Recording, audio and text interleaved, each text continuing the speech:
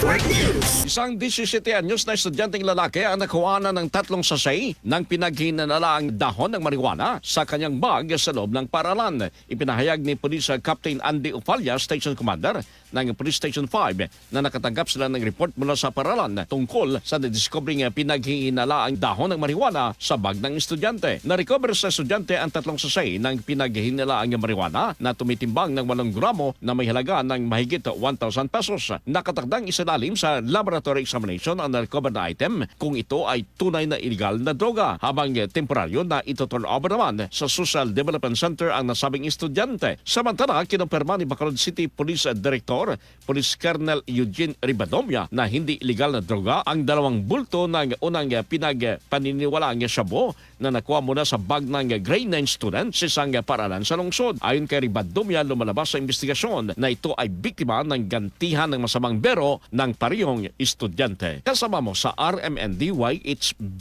Bacolod, Radyoman Albert Hener. Tatak Remen. RMN Network News.